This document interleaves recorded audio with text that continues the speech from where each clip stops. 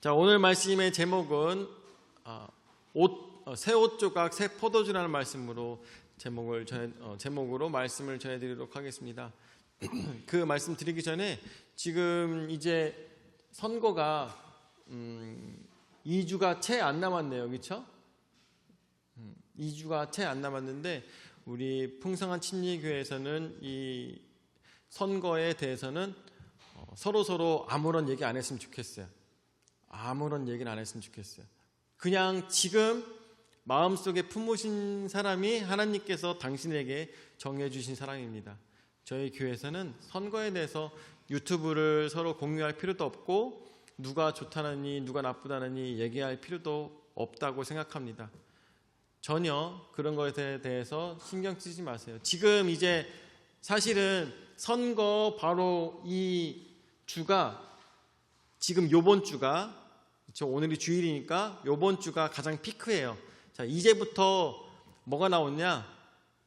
가장 험담과 가장 헐뜯는 일들이 가장 많이 나옵니다. 가짜 뉴스도 가장 많이 나오고 가장 욕하는 얘기도 많이 나오고 잘못된 것들이 있고 이런 것들이 제일 많이 나와요. 잘한 것에 대해서는 얘기가 없는 시기입니다. 그러니까 아마 우리가 크리스찬들이 이 시기에 가장 많은 죄들을 짓지 않을까라는 생각이 들더라고요. 여러분들, 우리 풍성한 침례교회 성도님들께서는 이런 일이 있을 때 잠잠히 진정 기도만 하시면 좋을 것 같습니다. 그리고 우리들 마음속에 품은 자, 그 사람이 누가 됐든지 간에 그 사람 뽑으세요. 그게 가장 좋습니다. 마음 흔들릴 필요 없습니다. 그 사람 뽑으세요. 그게 가장 좋습니다. 그래서 저희 풍성한 침례교회에서는 이 선거에 대한 얘기는 안 합니다. 알겠죠? 네, 하지 않습니다. 서로 듣지 않습니다. 듣지도 않고 하지도 않습니다. 그렇게 해주시면 너무나도 감사하겠습니다. 자, 오늘 말씀 새 옷 조각 새 포도주라는 제목으로 말씀을 함께 생각해 보도록 하겠습니다. 이제 예수님께서 많은 사람들에게 말씀을 전달하고 계십니다.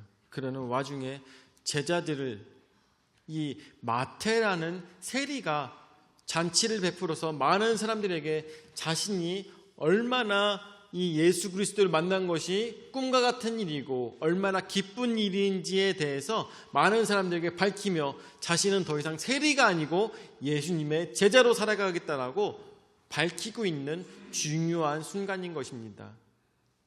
여러분들, 예수님 잘 믿죠? 예수 그리스도 여러분들의 구세주로 영접하고 살아가고 있습니다. 그런데 여러분들, 주위에 있는 사람들은 여러분들이 교회 다니는지 아십니까? 자, 옷 좀 벗을게요. 덥네요.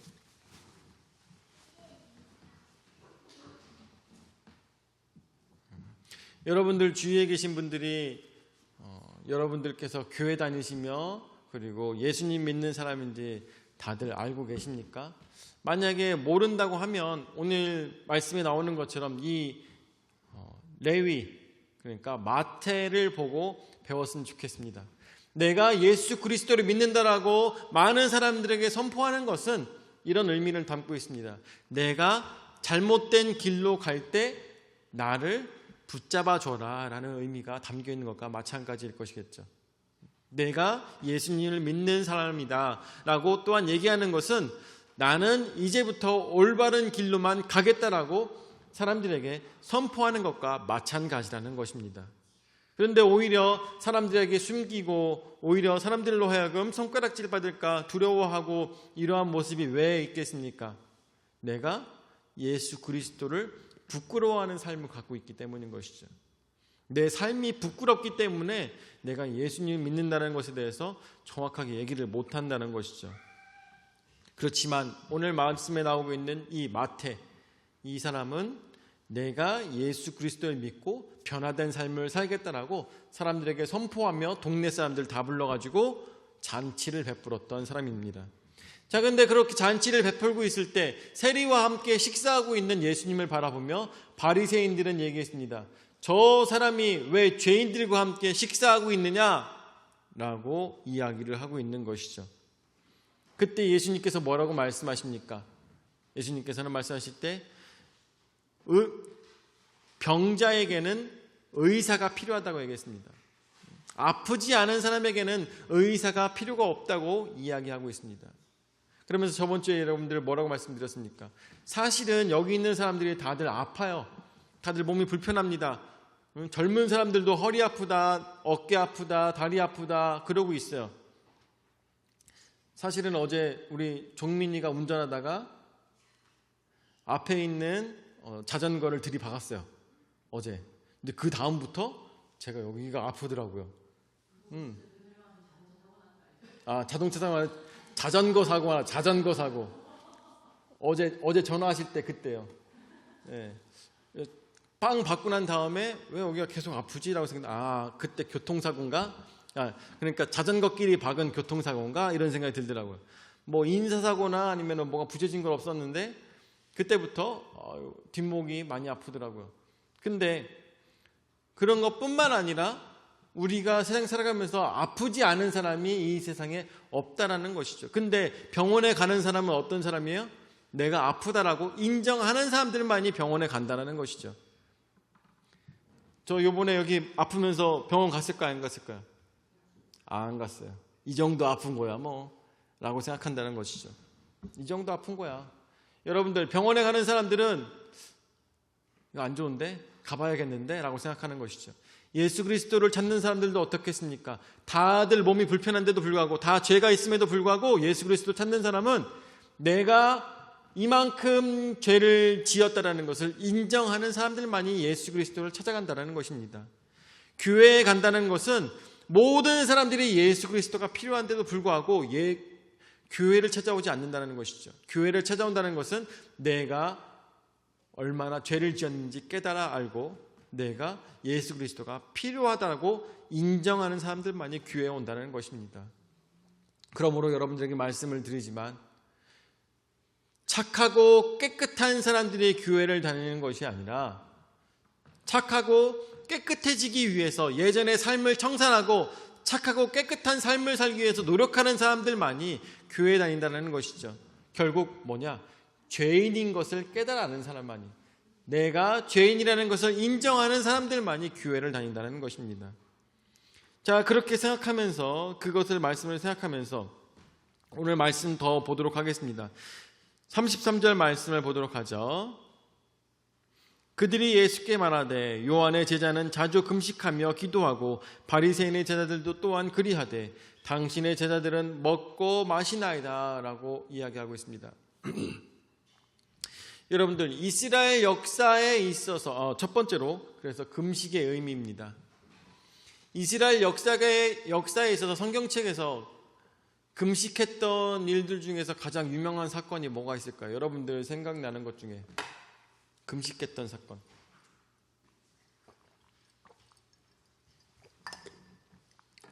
뭐가 있을까요? 아마 우리 요번에 큐티에서 나왔던 것처럼 에스더서에서 그렇게 금식하며 온몸에 죄를 두르고 했던 그 사건이 아마 가장 크게 나오지 않을까. 결국 무슨 얘기냐? 금식을 한다는 것은 그만큼 나라에 큰일이 있거나 아니면 자신의 삶에 큰일이 있고 걱정거리가 있고 기도할 것이 있을 때 그럴 때 구약 시대에는 이런 금식을 많이 했었습니다. 금식을 하며 그리고 자신을 규제를 하며 자신의 금욕적인 삶을 통하여서 하나님을 더욱더 가까이 하며 기도하는 것이 바로 금식이었던 것이죠.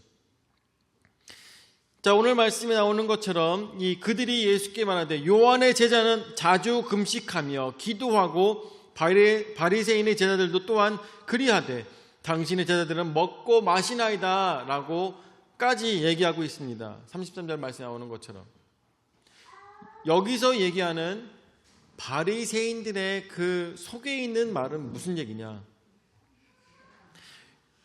요한의 제자들은 자주 금식한다. 그리고 바리새인들의 제자들도 자주 금식한다. 또한 그리하되 당신의 제자들은 먹고 마시나이다 라고 얘기하고 있습니다. 이게 도대체 무슨 얘기일까요? 이게 무슨 얘기일까? 뭐 요즘 들어서 뭐 시국 선언이라는 말이 굉장히 많이 들리는데 시국은 무슨 시국이에요. 다들 그냥 하나님께 다 맡기는 거죠. 뭐 그죠? 나라가 뒤집어지든 엎어지든 하나님께 다 맡기고, 우리 크리스찬이 나라를 빼앗긴다 할지라도, 나라가 없어진다 할지라도 기도 안 할 거 아니잖아요. 예수님 포기할 거 아니잖아요. 하나님 포기할 거 아니잖아요. 시국이든 뭐든 상관없어요. 우리가 언제나 예수님만 바라보며 사는 것이 바로 믿음입니다. 자, 근데 이 당시에도 요한의 제자들이나 아니면 바리새인의 제자들, 그들은 언제나 나라가 힘들 때마다 금식을 하며 기도하였습니다. 그래서 이스라엘을 바벨론에 빼앗겼을 때, 페르시아에게 들어갔을 때, 성전이 불탔을 때, 이럴 때마다 금식을 하며 하나님 앞에 간절히 기도하였습니다. 하나님, 우리가 회개하오니 우리나라를 주님께서 이스라엘을 다시 세워 주시옵소서. 우리가 회개합니다 라고 그렇게 기도하였었습니다. 그래서 많은 사람들이 그렇게 열심으로 정결하고자, 또한 하나님을 더욱더 기도하고자 하는 자들이 많이 금식을 하였습니다.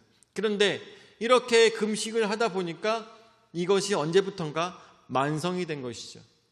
어떤 식으로 그냥 금식하는 사람들은 성결한 자, 아니면 금식하는 사람들은 믿음이 좋은 사람들, 아니면 금식하는 사람들은 교회 하나님을 잘 믿는 사람들, 이런 식으로 많은 사람들에게 보여지게 되었다는 것입니다.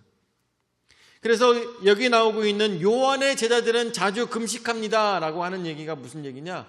요한의 제자들은 그만큼이나 신앙생활을 잘하고 있지 않습니까?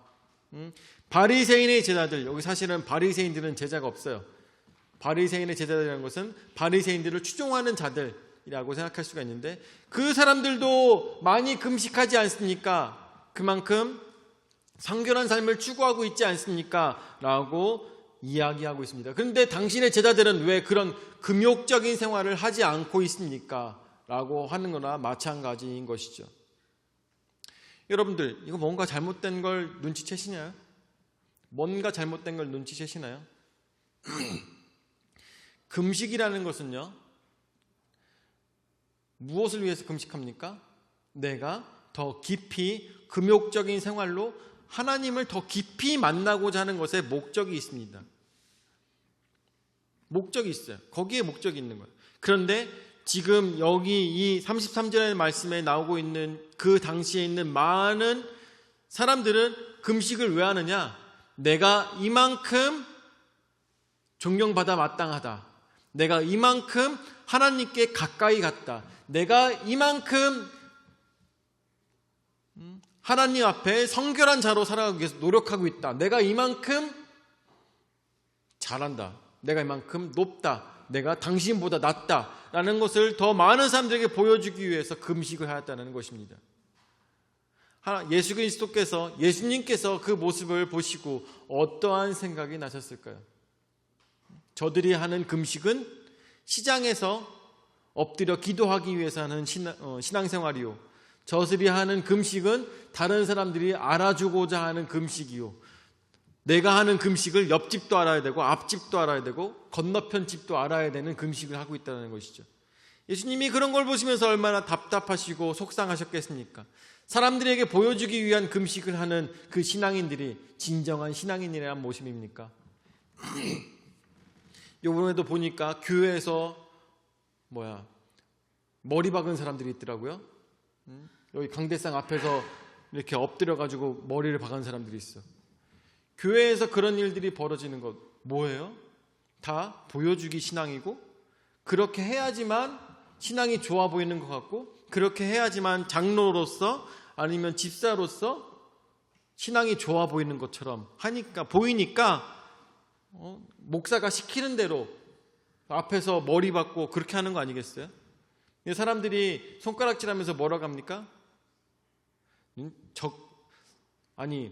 자기 돈 내면서 적골 당하고 싶어? 라고 얘기를 하더라고요. 자기 돈 내면서 적골 당하고 싶어? 라고 이야기를 하는데 정말 너무 가관이더라고요. 너무 안타깝더라고요. 보여주기 위한 신앙, 보여주기 위한 예배, 이런 것들은 하나님께서 원치 아니하실 겁니다. 진짜 중요한 것은 무엇일까요? 하나님과 나와의 만남인 것입니다. 여러분들에게 그런 말씀을 드린 적이 있어요. 예배 시간에 여러분들 혼자 예배 드려도, 내가 혼자 찬양을 해도 눈물이 흘러나오는 것이 바로 예배인 것입니다.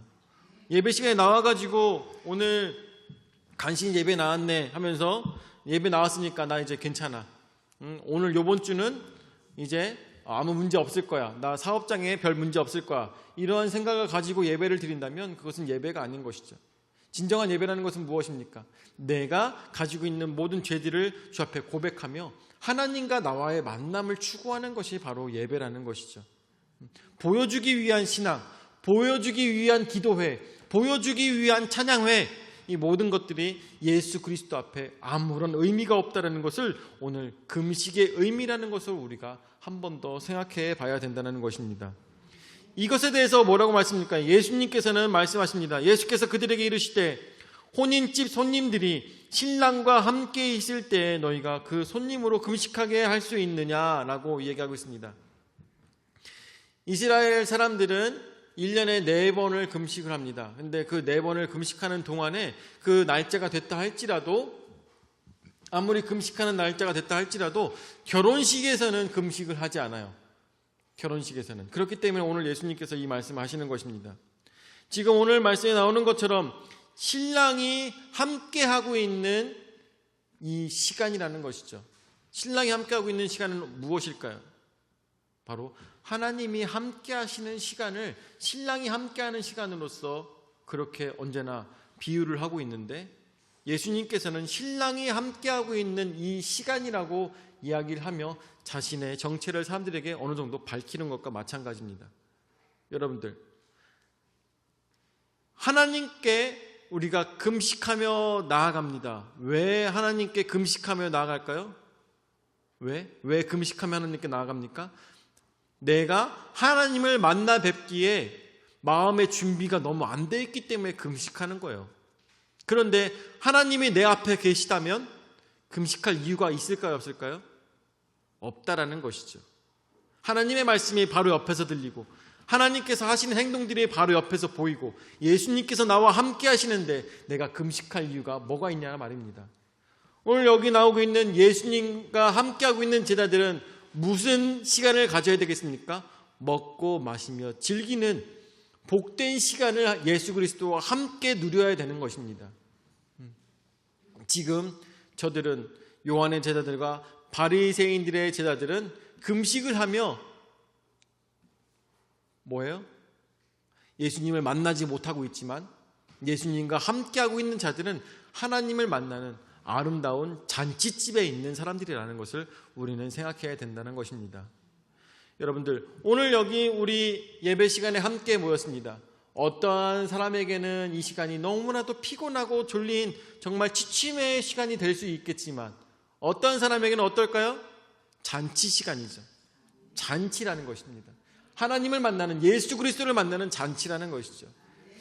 제가 예전에 우리 학교에서, 그때가 무슨 시간이었냐면 예배학 시간이었어요. 예배학 시간에 교수님께서 사역자한테 물어봅니다. 근데 전도사들이니까 물어봅니다. 여러분들의 이제 수업 시간에 뭐라고 물어봤냐면, 여러분들의 예배는 축제가 되고 있습니까? 라고 물어보시더라고요. 전도사들한테. 전도사들이 약 한 200명 정도가 앉아있는데 거기에 물어봅니다. 딱 질문을 던졌어요. 여러분들의 예배는 축제가 되고 있습니까? 그러니까 아직 우리 혜선이가 저기네, 현역이네. 아직 졸업을 안 했으니까. 자, 혜선이에게 교수님께서 딱 물어보시는 거야. 뭐라고 물어보시냐? 당신에겐 예배가 축제가 되고 있습니까?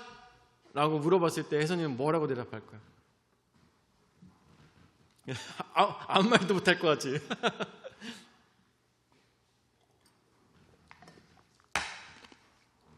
신학과 학생에게 교수님께서 물어보셨습니다. 당신의 예배는 축제가 되고 있습니까? 라고 했을 때 그 사람이 누군지 기억이 나는데 지금 목사님이 되셨거든요. 근데 그분이 그 얘기를 하시더라고요. 그날의 컨디션에 따라서요 라고 솔직하게 얘기를 하더라고요. 네, 그날의 컨디션에 따라서요. 근데 진짜 그 말이 굉장히 공감이 가더라고요. 왜냐하면은 이 전도사들 얼마나 사역이 힘든지 알거든요.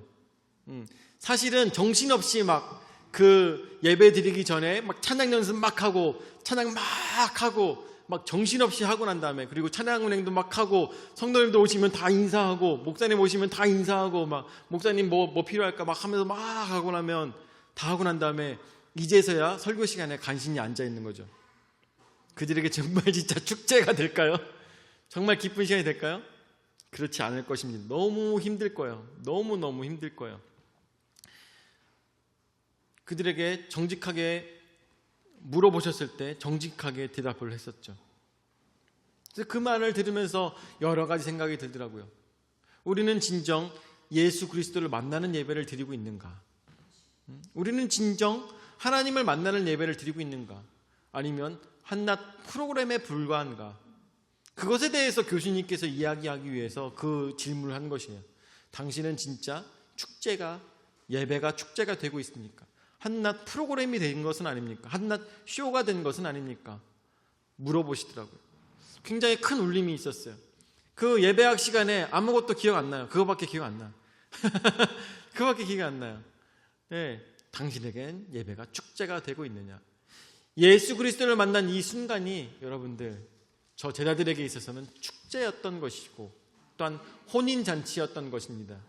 여러분들이 예배 시간에 나옵니다. 그날이 축제이고 혼인잔치가 될 수 있는 이유는 바로 여러분들이 예수 그리스도를 만나야지만 그것이 축제의 시간이고 가장 기쁜 날인 것입니다. 만나지 못하고 잠깐 자다가 돌아가잖아요. 그러면 집에서 그냥 누워있는 게 나을 수도 있어요. 그렇지만 오늘 같이 축제 자리에 졸더라도 같이 있으면서 신랑 신부 지나갈 때 박수 쳐주고 하는 것도 얼마나 중요한지 모릅니다. 어쨌든 간에 우리는 이 중요한 순간을 하나님께 영광 올려드려야 되겠습니다. 자, 그렇다면 금식의 때는 언제겠습니까? 35절 말씀 보도록 하죠. 그러나 그 날에 이르러 그들이 신랑을 빼앗기리니 그 날에는 금식할 것이니라 라고 하였습니다.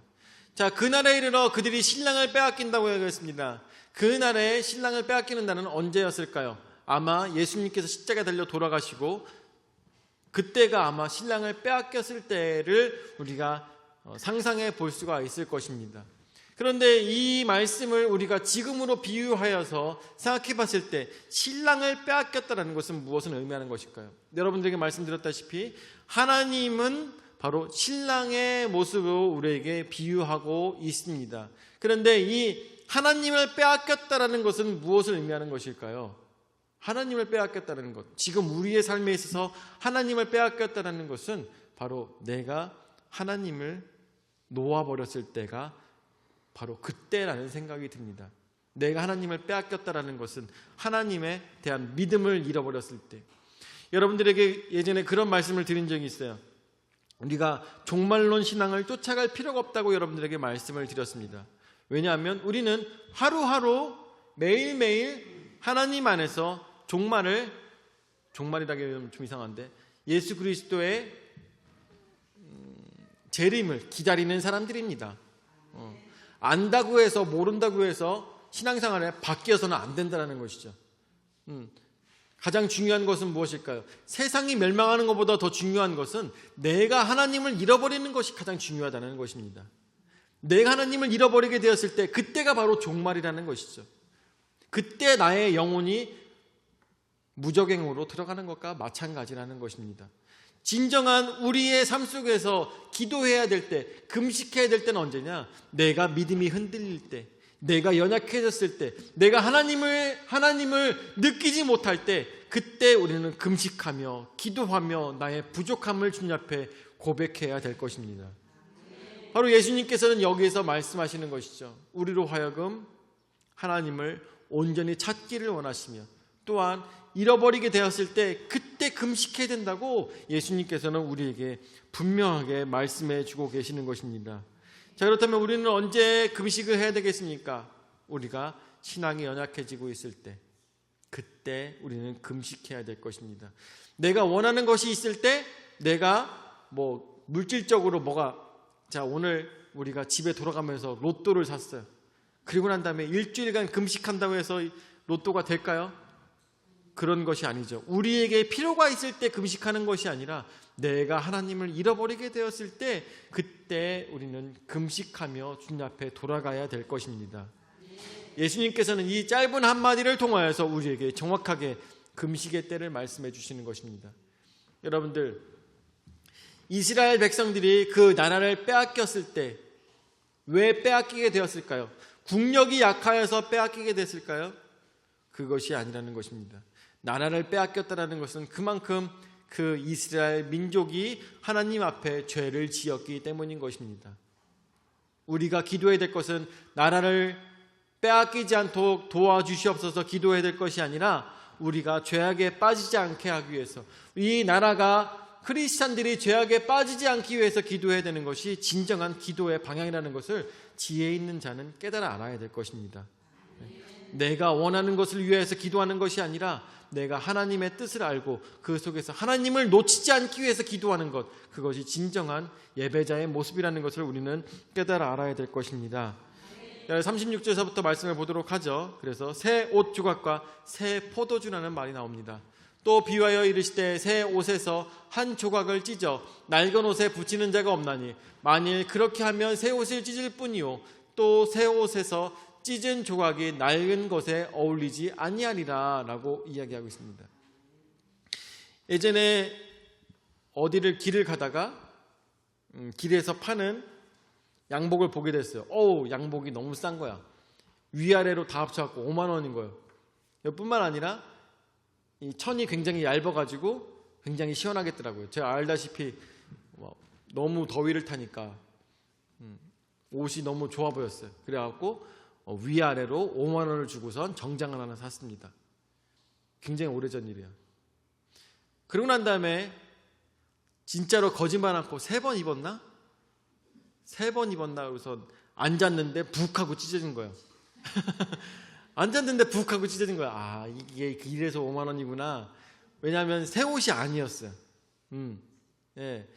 여러 번 아마 이거를 세탁을 여러 번 하고 난 다음에 굉장히 오래돼 가지고 이것을 싸게 팔았던 옷인 것 같아요. 그래가지고 이거 이런 식으로 입으면 안 되겠구나라고 하고 있는 와중에 우리 그때 집사님이셨는데 집사님께서 우리 목사님은 왜 옷을 그렇게 입으실까? 그렇게 언제나 옷을 그렇게 입으실까 생각하시다가 내가 그렇게 생각할 게 아니라 목사님한테 옷 한 번 선물해야 되겠구나라고 생각하셔가지고 옷을 선물해 주셨어요. 근데 그때가 거의 한 7, 8년 된 것 같은데 지금도 이 옷이, 그래서 지금 입고 있는 옷이 그 옷이에요. 위아래로 언제나 제가 입고 있는 양복이 그 옷이에요. 이거는 그때 우리 집사님께서 주셔가지고 그것을 가지고 옷을 있던 걸 산 게 아니라 맞췄어요. 옷을 맞췄어. 그래가지고 이 옷만 입으면 너무 편한 거예요.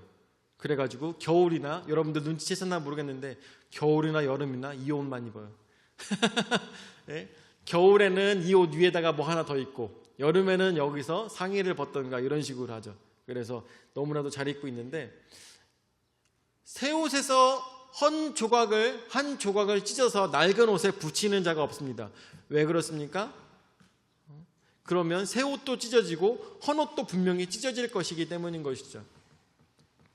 자, 이것처럼 37절 말씀에 또 새 포도주를 낡은 가죽 부대에 넣는 자가 없나니 만일 그렇게 하면 새 포도주가 부대를 터뜨려 포도주가 쏟아지고 부대도 못 쓰게 되리라 라고 했습니다. 새 포도주를 새 가죽 부대에 넣는 것은 당연한 것입니다. 왜 당연한 것이냐? 새 포도주를 넣게 되면은 이 포도주가 안에서 숙성이 돼요. 숙성이 되면서 이게 차오릅니다. 그래가지고 이 가죽 부대가 팽창을 하게 돼요. 그래서 팽창할 수 있는 만큼 팽창이 된 상태가 바로 묵은 포도주가 되는 것이죠. 맛있는 포도주가 되는 것이죠.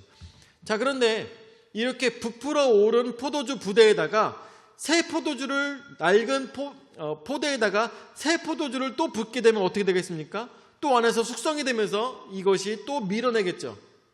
그렇기 때문에 얇아집니다.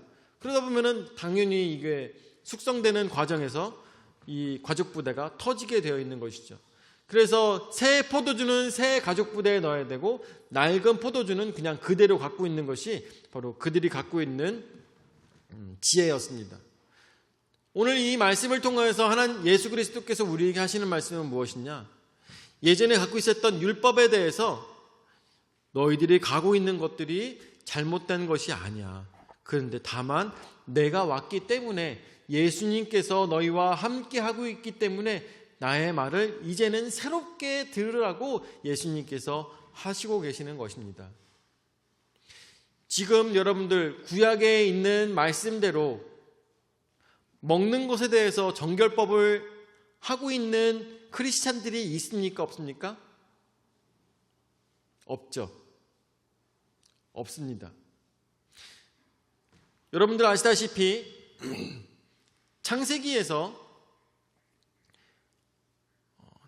몇 장이었더라? 몇 장인지 잘 기억 안 나는데 한 6장인가? 그 정도에서 얘기가 나옵니다. 창세기 6장 정도에서 나오는데 이 생물을 먹을 때 피채 먹지 말라는 얘기가 나와요. 그렇죠. 그리고 난 다음에 어떻게 나옵니까? 12장에 아니다. 11장이었나? 거기서 하나님께 이 무지개를 보면서 그곳에서 제사를 드립니다. 제사를 드리면서 그 고기를 하나님께서 허락하시는 장면이 나옵니다. 12장이었나? 하여튼 그쯤이었어요. 12장은 아브라함이고 한 몇 장이려나? 하여튼 그런 내용이 있어요.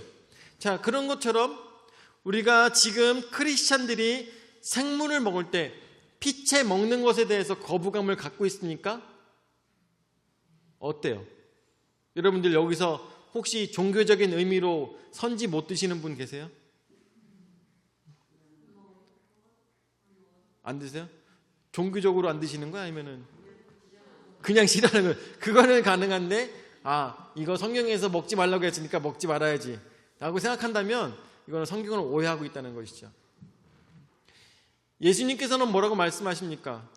새로운 가죽 부대에 넣어야 된다고 말씀하고 계시죠. 예전에 갖고 있었던 이런 율법과 또한 방식들을 예수님께서는 새롭게 하라고 하셨습니다.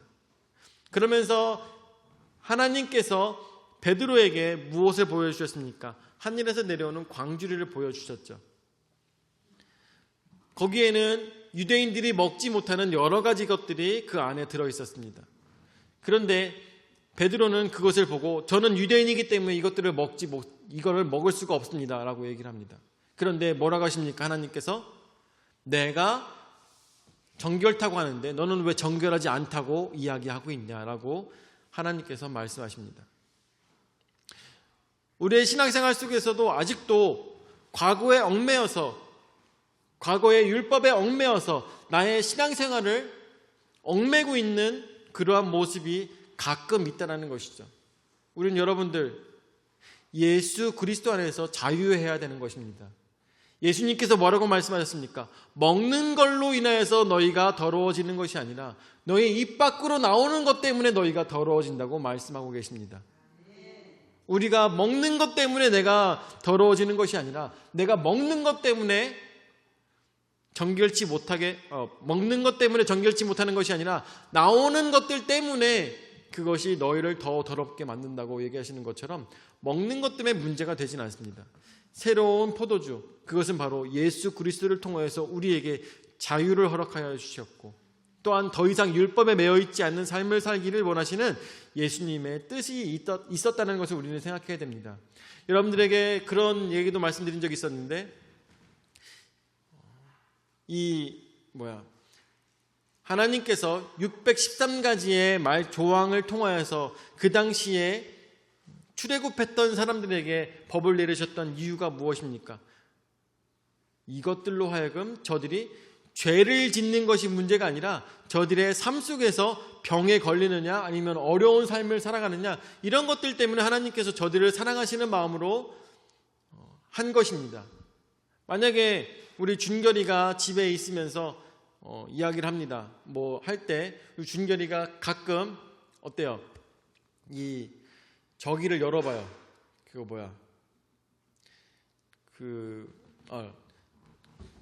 음식물 쓰레기통을 언제나 열어봐요. 이렇게 가끔 열어봐. 예, 음식물 쓰레기통을 열어봐요. 여러분들, 음식물 쓰레기통 열으면 뭐가 문제가 될까요? 뭐가 문제가 될까요? 뭐 첫 번째로 냄새가 나겠죠. 첫 번째로 그리고 두 번째로는 손도 더러워질 거예요. 그렇죠? 근데 저는 그거 다 감수할 수 있어요. 냄새도 날 수 있고 뭐 옷도 더러워지고 뭐 다 감수할 수 있어요. 근데 저는 가장 두려운 게 그 음식물 쓰레기통 안에 칼날이 들었어요.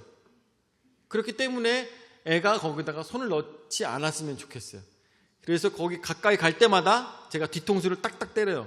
가까이 가지 말라고, 만지지 말라고. 그거 할 때마다 만지지 말라고 그래요. 애는 이해할까요? 이해 못할까요? 애는 이해할까요? 못할까요? 못합니다. 애는 이해하지 못하면서 아빠는 여기 가까이 가면 때리는 사람 정도로 생각할 거예요. 네. 하나님께서도 마찬가지입니다. 그 당시에 사람들이 바이러스니 아니면은 문둥병이니 여러 가지 이런 것들에 대해서 잘 몰랐을 것입니다. 다만 하나님께서는 그런 것들을 그냥 금지시키신 것이에요. 인간들은 이해할 수 없습니다. 인간들은 이해할 수 없지만 하나님께서는 그런 것들을 통하여서 인간들로 하여금 어떻게 살기를 원하십니까? 건강하게 살기를 원하시는 것입니다. 우리에게 진짜 원하시는 것은 하나님께서 그 법 안에서 그 유대인들이, 하나님의 자녀들이 자유롭게 살아가고 그 속에서 건강하게 살아가기를 원하시는 것이 바로 하나님의 율법이었던 것입니다. 그런데 오히려 인간들은 어떻게 하고 있습니까? 율법으로 서로가 서로를 애억째며 서로가 서로를 괴롭히는 것으로 그 율법들을 사용했던 것이죠. 그렇기 때문에 하나님께서 그것들보다는 오히려 예수 그리스도 안에서 저들이 진정 하나님을 사랑하며 이웃들을 사랑하며 그 속에서 자유를 누리며 살아가기를 원하시는 하나님의 진짜 뜻이 담겨 있는 것이 그 속에 담겨 있었다는 것입니다. 여러분들, 이것이 바로 새로운 포도주인 것입니다. 그렇기 때문에 새롭게 예수 그리스도를 믿는 우리 새로운 가족 부대들은 무엇을? 바로 새로운 포도주, 옛 그런 율법으로 인하여서 자신의 삶을 억제는 것이 아니라 예수 그리스도 안에서 자유한 삶을 살아가는 우리 성도들이 되기를 하나님께서는 원하셨다는 것을 예수 그리스도를 통해서 우리에게 보여주시는 것입니다. 오늘 우리가 말씀을 마무리 짓도록 하겠습니다. 말씀을 오해하지 않았으면 좋겠어요. 내가 뭘 해도 다 괜찮다라고 생각할 것이 아니라 내가 하나님께서 진짜 원하시는 것이 무엇일까에 대해서 고민을 해봐야 되는 것입니다. 예수님께서 원하시는 것이 무엇일까에 대해서 고민해봐야 되는 것입니다. 그 속에서 자유해야 되는 것입니다. 내가 무엇을 해도 자유한 것이 아니라, 그것은 방임이라고 하죠. 그것이 중요한 것이 아니라 하나님께서 진짜 원하시는 것이, 이 율법을 통하여서 하나님께서 원하셨던 것은 무엇이었고, 또한 우리의 인생을 통하여서 나에게 원하시는 것은 무엇이고, 사실 이것은 쉽게 생각하면 굉장히 쉬운 일이에요. 마치 아버지가 아들에게 원하는 것은 무엇일까? 어머니가 자녀에게 원하는 것은 무엇일까를 생각해 보면 당연한 것입니다. 우리가 형제가 있잖아요. 형제가 맨날 싸우면서 살아가기를 원합니까? 아니죠. 사랑하며 살기를 원하는 것이 부모의 마음입니다. 하나님 아버지께서는 우리로 하여금 이 세상에서 선거 때문에 서로 헐뜯고 하고 미워하고 아니면 거짓 이야기들을 막 하고 이런 것들을 원치 않으십니다. 그냥 그런 속에서 서로 사랑하며 서로가 서로를 높여주며 그 속에서 좋은 나라를 평화롭고 아름답게 만들어 가기를 원하시는 것이 바로 하나님의 모습인 것입니다. 그것이 진짜 부모이고 그것이 진짜 하늘 아버지인 것이죠. 우리가 오늘 과거에 얽매이지 아니하시고 율법에 얽매인 삶이 아니라 진짜 진정 하나님께서, 예수 그리스도께서 원하시는 것이 무엇인지, 나로 하여금 나의 삶과 나의 행동을 통해서 진정한 원하시는 것이 무엇인지 새로운 가족 부대로서 새로운 포도주를 주 안에서 먹으시는 여러분들 되시기를 예수 이름으로 축원을 드립니다. 아멘. 사랑을 역사하시는 주님을 하사를 감사드립니다. 오늘도 저에게 귀한 은혜 말씀으로써 가르쳐 주시고 인도하여 주심을 감사드립니다. 우리의 삶 속에서 진정 필요한 것은 무엇일까요? 바로 하나님을 만나고 하나님의 마음을 이해하고 우리의 삶을 조정해가며 진짜 부모에게 효도하는 우리의 삶의 모습이 될 수 있도록 역사하여 주시옵소서. 이제는 자기 몸으로 죽기까지 우리 죄를 담당하신 구주 예수 그리스도의 은혜와 자기 외아들 주기까지 우리를 사랑하신 아버지 하나님의 무한하신 사랑과 성령 하나님의 감화 감동 역사 교제 위로 내주하신 은혜가 보여주기 효도를 하는 것이 아니라 진정 하나님의 마음을 깨달아 하나님의 기뻐하시는 행동과 또한 마음을 갖고자 하는 모든 성도들 머리 위에 영원히 함께 하실지어다. 아멘.